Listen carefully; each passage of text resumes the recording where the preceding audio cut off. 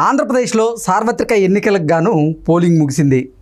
పెద్ద ఎత్తున మహిళా ఓటర్లు తమ ఓటు హక్కును వినియోగించుకున్న నేపథ్యంలో మహిళలు ఈసారి ఏ పార్టీకి పట్టం కట్టబోతున్నారు, ఎవరిని ముంచబోతున్నారు అనేది ఇప్పుడు సర్వత్రా చర్చనీయాంశంగా మారినటువంటి నేపథ్యంలో ఈ అంశం మీద మనతో చర్చించేందుకు, విశ్లేషించేందుకు ప్రస్తుతం మనతో పాటు ఉన్నారు ప్రముఖ సీనియర్ జర్నలిస్ట్, ప్రముఖ రాజకీయ విశ్లేషకులు సిఎస్ రావు గారు. ఆయనతో మాట్లాడదు. సార్ నమస్తే అండి. నమస్తే సార్, ఆంధ్రప్రదేశ్లో పోలింగ్ అనేది ముగిసింది. మహిళలు పెద్ద ఎత్తున బార్లు తీరి మరీ తమ ఓటు హక్కునైతే వినియోగించుకున్నారు. అయితే మహిళలు ఏ పార్టీకి ఇప్పుడు పట్టం కట్టబోతున్నారు, ఎవరిని ముంచబోతున్నారు అనేది ఇప్పుడు ఆంధ్రప్రదేశ్లో సర్వత్రా చర్చనీయాంశంగా మారినటువంటి నేపథ్యంలో దీని మీద మీ విశ్లేషణ ఏంటి అంటే ఏం చెప్తారు? సో మహిళలు మహారాణులు ఆకాశంలో సగం చెప్తారు కదా. ఈసారి ఏది డిసైడ్ చేసినా ఆంధ్రప్రదేశ్లో మహిళలు డిసైడ్ ఫ్యాక్టర్. ఎందుకంటే పోలైనటువంటి ఓట్లలో అఫీషియల్గా రిలీజ్ చేశారు ఎన్నికల కమిషన్. దాదాపుగా 1,50,000 2,50,000 అంటే పురుష ఓటర్ల కన్నా కూడా మహిళా ఓటర్లు ఎక్కువ ఓట్లు పోలయ్యాయి. అవును, కొన్ని లక్షల ఓట్లే పోలయ్యాయి. ఇది ఉండడమేమో మహిళలకి అంటే పురుషుల కంటే కూడా తక్కువ ఓట్లు ఉన్నాయి, కానీ వినియోగించుకుంది మాత్రం మహిళలే తమ ఓటు హక్కును ఎక్కువగా వినియోగించుకున్నారు. కాబట్టి డిసైడ్ ఫ్యాక్టర్ మహిళలు. ఇంకోటి ఏంటంటే మహిళలు ఎటువైపు మొగ్గు చూపితే అటువైపు ఖచ్చితంగా ప్రభుత్వం ఏర్పడుతుంది, దీంట్లో డౌట్ లేదు. ఎందుకంటే మహిళలు ఎంత ఈజీగా పురుషులను కూడా మార్చేస్తారనేది అందరికీ తెలుసు. సో కాబట్టి అందరు మహిళల మీద ఆధారపడతారు. సో ఇప్పుడు మహిళా ఓట్లు ఎటుపడ్డాయి అనే దాని మీద చర్చ జరుగుతుంది. సాయంత్రం 6 నుంచి 12 గంటల దాకా క్యూలో నిలబడినటువంటి వాళ్ళు మహిళలే ఎక్కువ మంది.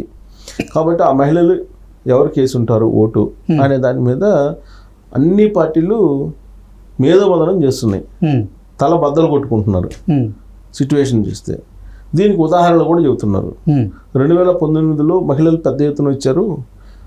చంద్రబాబు నాయుడు పసుపు కుంకుమ ఇస్తానని చెప్పాడు, అయినా కానీ మహిళలు జగన్మోహన్ రెడ్డి కొట్టేశారు.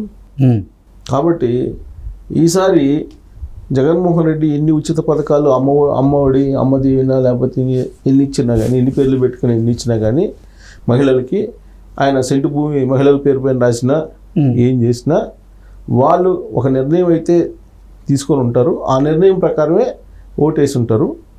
ఈ ఉచిత పథకాలు లేకపోతే సెంటు భూమి పట్టా ఇవ్వడాలు, లేదంటే వాళ్ళ అకౌంట్లో డబ్బులు వేయటాలు, లేదా డ్వాక్రా సంఘాలకు సంబంధించినటువంటి ఏదో రుణమాఫీలు, లేదా రుణమాఫీ కాదు రుణాలు ఇప్పించడం, 0 రుణాలు, ఇవన్నీ కూడా నేను చేశానని చెప్పి చెప్తుంటారు కదా. బట్ అవి వర్కౌట్ అయ్యేటువంటి పరిస్థితి లేదు అని చెప్పి తెలుగుదేశం పార్టీ వాళ్ళు అంచనా వేస్తున్నారు. కాదు చంద్రబాబు నాయుడు చెప్తే అబద్ధం చెప్తారు, జగన్మోహన్ రెడ్డి నిఖార్స్ అయినటువంటి నిజం చెప్తారు.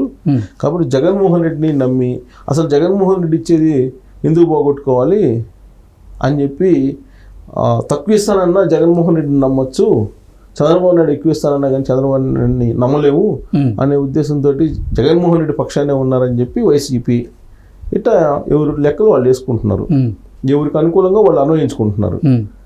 కానీ వాస్తవంగా అక్కడ ఉండేటువంటి సిచ్యువేషన్ ఏంటి, పోలింగ్ రోజు జరిగిన పరిస్థితులు ఏంటి, పోలింగ్ బూత్ల దగ్గర ఏం జరిగింది అనేది కనుక మనం ఒక్కసారి అనలైజ్ చేస్తే మనకి పోస్టల్ బ్యాలెట్ల దగ్గర నుంచి అర్థమైపోయింది సీను. పోస్టల్ బ్యాలెట్ల రోజునే ఒక రికార్డు స్థాయిలో పోస్టల్ బ్యాలెట్లు ఇక నమోదైనవి, గతంలో ఎప్పుడు లేని విధంగా.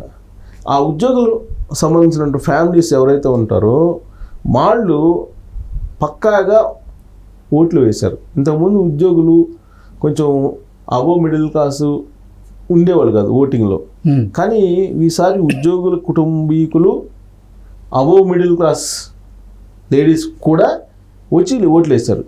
ఈ అబో మిడిల్ క్లాస్ ఉద్యోగులు సంబంధించిన కుటుంబీకులు కొంత ఎండ వేడిమికి తట్టుకోలేక సాయంత్రం ఇళ్ల నుంచి బయటకు వచ్చి క్యూలో నుంచున్నారనేది అసలైనటువంటి సమాచారం. సో ఈవినింగ్ అంతా కూడా పోలైనటువంటి ఓటు బ్యాంకు వైఎస్ఆర్ కాంగ్రెస్ పార్టీకి పక్కా వ్యతిరేక ఓటు బ్యాంకు అనేటువంటి ఒపీనియన్ని వినిపించేటువంటి వాళ్ళు కూడా ఉన్నారు. దానికి వాస్తవం కూడా ఉంది దాంట్లో. ఎందుకంటే ఇంతకుముందు ఇప్పుడు 82% పోల్ అయింది, ఆల్మోస్ట్ 82 పాయింట్ చిల్లర ఉంది, అంటే నియర్ 83 ఉంది. ఇంత పెద్ద ఎత్తున పోలింగ్ జరిగింది అని అంటే దాని అర్థం ఏంటి? అబవ్ మిడిల్ క్లాస్ వచ్చినట్టే కదా, ఉద్యోగుల కుటుంబీకులు వచ్చినట్టే కదా. అంతకుముందు వాళ్ళు వచ్చేవాళ్ళు కదా, అందుకే పోలింగ్ పర్సెంటేజ్ తగ్గేది. ఫస్ట్ నుంచి అదే అభిప్రాయం ఉండేది. ప్రత్యేకించి అర్బన్ పీపుల్, పట్టణాల్లో ఉండేటువంటి పీపుల్ బయటకు వచ్చేవాళ్ళు కాదు. కానీ ఈసారి అర్బన్ ఏరియాలో గతం కంటే 4% ఎక్స్ట్రా నమోదైంది పోలింగ్ పర్సెంటేజ్ అర్బన్ ప్రాంతాల్లో. సో ఇట్లా ఏ కోణం నుంచి తీసుకున్నా మనం ఒక 10 పాయింట్లు తీసుకుంటే జగన్మోహన్ రెడ్డి ఓడిపోవడానికి 9 కారణాలు ఉంటాయి, గెలవడానికి ఒకటే కారణం ఉంటుంది. ఓకే, ఎలా అంటే జగన్మోహన్ రెడ్డి వాళ్ళు చెప్తుంది ఏంది, నాకు పాజిటివ్ ఓట్ బ్యాంక్ ఉందని చెప్పేది. సజ్జల రామకృష్ణ చెప్పినా ఎవరు చెప్పినా పాజిటివ్ ఓట్ బ్యాంక్ మాకుంది, ఆ పెరిగిన ఓట్ పర్సంటేజ్ ఏదైతే ఉందో అది మాకు అనుకూలంగా ఉందన్నట్టు ఆయన డంకా బజాయిస్తుంది. నవరత్నాలు బాగా పనిచేసినాయి, నవరత్నాలన్నీ కూడా డైరెక్ట్గా మహిళల ఖాతాలో వేస్తున్నాం కాబట్టి ఒక్కొక్కళ్ళు ఈ 5 సంవత్సరాల్లో దాదాపుగా 5 లక్షలు 6 లక్షలు లబ్ధి పొందారు. కాబట్టి వాళ్ళందరూ మాకే వేస్తారు అనేది వాళ్ళ లెక్క. అదొక్కటే రీజన్ వాళ్ళు చెప్పేది. వైసీపీ గెలవడానికి ఉన్న రీజన్ అదొక్కటే. వైసీపీ ఓడిపోవడానికి ఉన్నటువంటి రీజన్స్ లెక్కేసుకుంటే మనం 9 రీజన్స్ కనపడతాయి. ఏమేమి రీజన్స్ కనపడతాయి అంటే ల్యాండ్ టైటిలింగ్ యాక్ట్. ఈ ల్యాండ్ టైటిలింగ్ యాక్ట్ అనేది ఎంత భయంకరంగా పనిచేసింది అనేది భారతిరెడ్డిని అడిగితే బాగా చెప్తారు. పులివెందుల్లోనే ఈ ల్యాండ్ టైటిలింగ్ యాక్ట్ వాళ్ళు ఇచ్చినటువంటి పాస్ పుస్తకాల్లో జగన్మోహన్ రెడ్డి బొమ్మ ఏ విధంగా ఈ మానసికమైనటువంటి పరిస్థితిని డిస్టర్బ్ చేసింది ఆంధ్రప్రదేశ్ పౌరుల్లో అనేదానికి ఉదాహరణ ఆడ జరిగినటువంటి సంఘటన. తర్వాత ఆయన నేను లబ్ధి చేకూర్చాను అన్నాడు కదా, లబ్ధి చేకూర్చినటువంటి వాళ్ళు చాలామంది ఉన్నారు. ఓకే, వాళ్ళ పరిస్థితి ఏంది? ఇక్కడ లబ్ధి వచ్చింది కొంతమందికి, ఒకరికి 5 లక్షలు వచ్చింది, ఒకరికి 2 లక్షలు వచ్చింది. ఈ 2 లక్షలు తీసుకున్నటువంటి వాళ్ళు 5 లక్షలు తీసుకున్నటువంటి వాళ్ళతో కంపేర్ చేసుకుంటున్నారు. సో వాళ్ళకి 5 లక్షలు ఏంది, నాకు 2 లక్షలు ఏంది అనేటువంటి కంపారిజన్ వచ్చింది. ఆ కంపారిజన్ ఎవరు తీసుకొచ్చుకున్నారు తెలుసా? వైసీపీ వాళ్ళే తీసుకొచ్చుకున్నారు. ఓకే, వాలంటీర్లు పంపించి ఇంటింటికి ఈ 5 సంవత్సరాల్లో మీకు ఎంత వచ్చింది సంతకం పెట్టండి అని చెప్పి సంతకం పెట్టించుకున్నారు. సంతకం పెట్టించుకుంటే వీళ్ళు ఏం చేశారు, పల్లెటూరులో ఎక్కువ మంది అందరు కలిసే ఉంటారు కదా, నాకు 5 లక్షలు వచ్చింది ఈ 5 సంవత్సరాల్లో అని అంటే, నాకు 2 లక్షలు వచ్చింది కదా, నీకు 5 లక్షలు ఎట్లా వచ్చింది? సో పక్క ఇంటి వాళ్ళకి 2 లక్షలు వచ్చి పక్క ఇంకోళ్ళకి 5 లక్షలు వస్తే ఈ 2 లక్షలు వాళ్ళు వేస్తారా? Very simple, very simple. ఇప్పుడు మన మెంటాలిటీ జనరల్గా మెంటాలిటీ ఎలా ఉంటుంది, మానవ సహజమైనటువంటి మెంటాలిటీ, ఎక్కడో ఉన్నటువంటి వాళ్ళు కొన్ని వేల కోట్ల రూపాయలు సంపాదించుకున్నా కానీ మనం పట్టించుకోం. అదే మన ఇంటి పక్క కోటీశ్వరుడు అయ్యాడు అనుకో, వీడికి ఎట్ట కోట్ల రూపాయలు వస్తున్నాయి అనేది సహజంగా అనిపిస్తుంది కదా. ఈ సూత్రం జగన్మోహన్ రెడ్డి బాగా తెలుసు. అందుకే జగన్మోహన్ రెడ్డి ఆంధ్రప్రదేశ్లో వ్యాపారాలు చేయడు, అంతా వేరే దగ్గర చేస్తుంటారు ఆయన. ఓకే, సో ఇప్పుడు లిక్కర్ కూడా ఆస్ట్రేలియా బేస్డ్ కంపెనీ పెట్టుకుని ఏదో చేస్తున్నారు. జగన్మోహన్ రెడ్డి వ్యాపారాల గురించి తెలుసుకోవాలంటే ఎవరి వల్ల కాదు, ఆ స్థాయిలో చేస్తుంటారు. సో కాబట్టి ఇక్కడ వాళ్ళు ఎవరు ఈడ్చిపడకుండా ఉండేటట్టు చేస్తుంటారు. అదే జగన్మోహన్ రెడ్డి చేసింది ఏంటంటే ఇప్పుడు కళ్ళెదుటిగా కనపడేటువంటి ఇసుక, మద్యం ఇవన్నీ కూడా కనపడుతున్నాయి ఇప్పుడు. అదొక ప్రమాదం జగన్మోహన్ రెడ్డికి. తర్వాత ఇప్పుడు ఈ మహిళలు ఉన్నారు కదా, ఈ మహిళలకు సంబంధించి డ్వాక్రా వాళ్ళకి రుణమాఫీ చేస్తారు అని చెప్పి ఒక లీక్లు ఇచ్చారు వాళ్ళ మీడియా ద్వారానే. వాళ్ళ మీడియా ద్వారానే రుణమాఫీ చేస్తారని చెప్పి ఇచ్చారు. తర్వాత రైతు రుణమాఫీ, డ్వాక్రా రుణమాఫీ అన్నీ ఉంటాయి అని చెప్పి లీకులు భయంకరంగా ఇచ్చారు. భయంకరంగా ఇచ్చి సోషల్ మీడియాలో, వాళ్ళ సోషల్ మీడియాలో కూడా భయంకరమైన ప్రచారం చేశారు. ఆయన అనౌన్స్ చేయకపోయినా కానీ ఇస్తారని హోప్స్ పెట్టుకున్నారు. సో అది లేదు. తర్వాత ఈ బస్సు ప్రయాణం అనేది ఉంది కదా, ఈ బస్సు ప్రయాణం అదంతా కూడా ముందే అనౌన్స్ చేయాలని చూశారు వాళ్ళు కూడా. చంద్రబాబు నాయుడు అనౌన్స్ చేసిన తర్వాత చూసి ఒక లెక్కలు వేసుకున్న తర్వాత వాళ్ళు వెనక తగ్గారు. ఎందుకు వెనక దగ్గర తెలియదు. వాళ్ళు కూడా ఉచిత బస్సు ప్రయాణం అనౌన్స్ చేయాలని చూశారు, కానీ చేయలే. అప్పటికే ఉచిత బస్సు ప్రయాణం బాగా ప్రజల్లోకి వెళ్ళిపోయింది.